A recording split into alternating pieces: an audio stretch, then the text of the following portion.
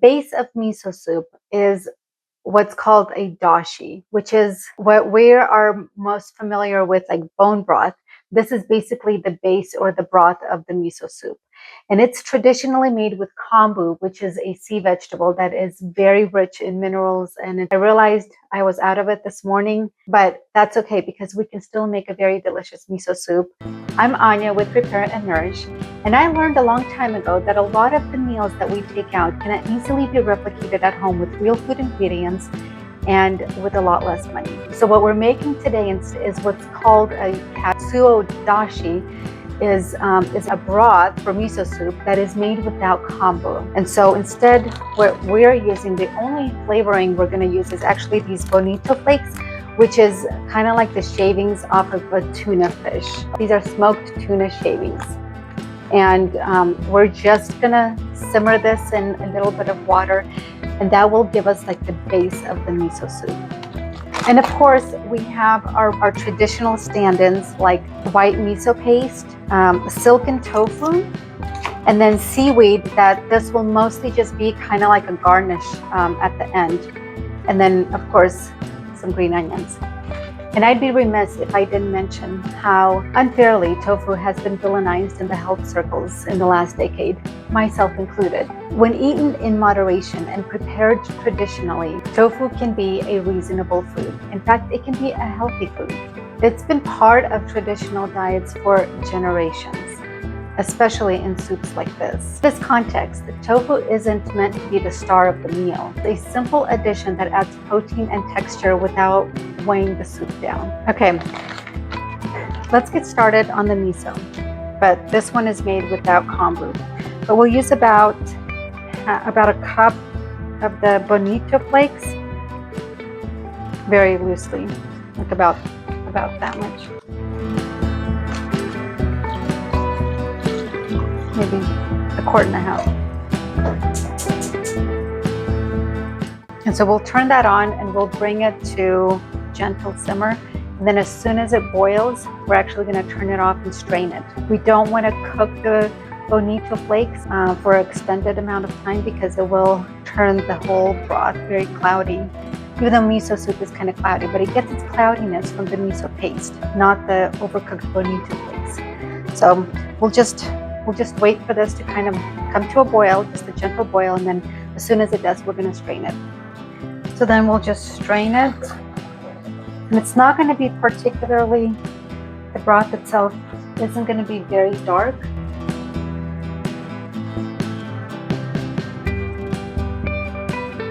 Back on the stovetop, we're going to add about a quarter cup of white miso paste. This is a fermented miso paste, and that's what you want to look for.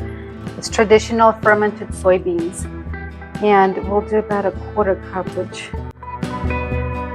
kind of looks about this much. And if we feel like we'll need more, then we'll add more.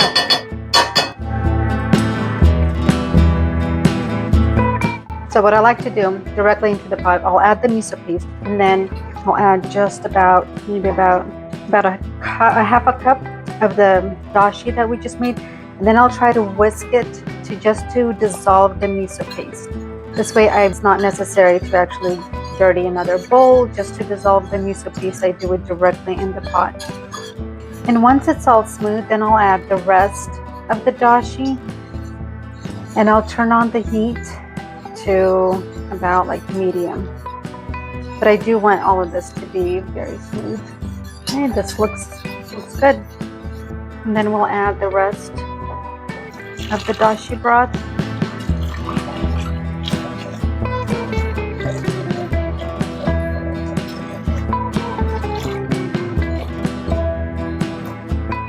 So the next thing we're going to do is we're going to dice up our tofu. And I'm actually going to do a quick taste test to make sure that we have enough miso paste in here.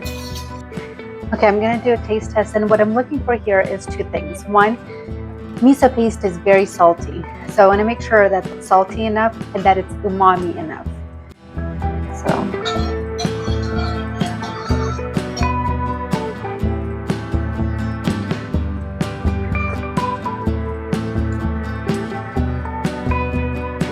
It's good. It's very, very, very good actually. So even though this doesn't have kombu, it is still very flavorful because we are using the bonito flakes and we're using fermented miso paste. And then we're gonna just round it all off with some tofu and some nori seaweed and of course our green onions. And miso soup will be ready. Okay, I'm just using the organic silken tofu.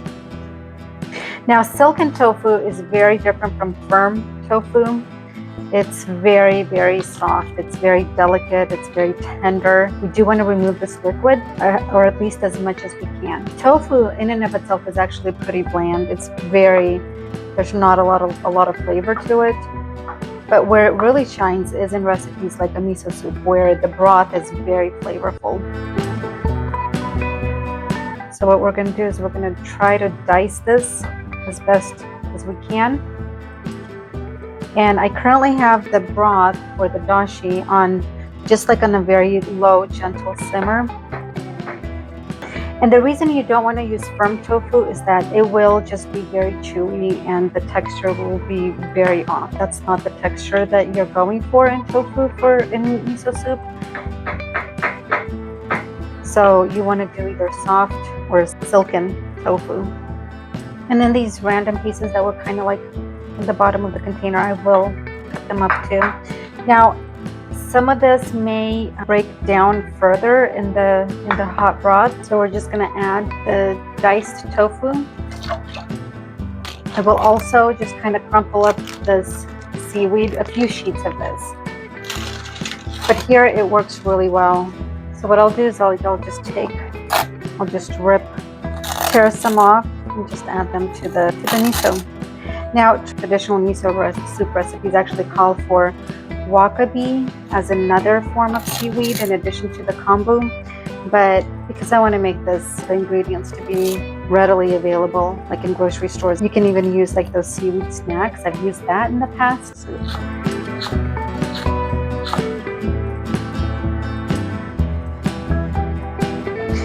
And finally, the last thing that goes into a miso soup are the green onions. And that is it. Look how good this looks. Now I understand this may not be sushi restaurant style miso soup, but the flavor is on point.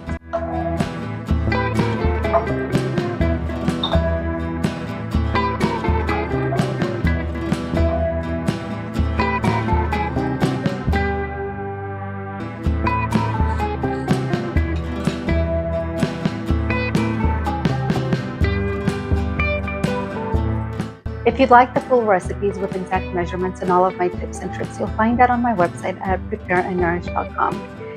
And while you're there, be sure to check out other recipes like ferments and organ meats and quick real food dinners like this one.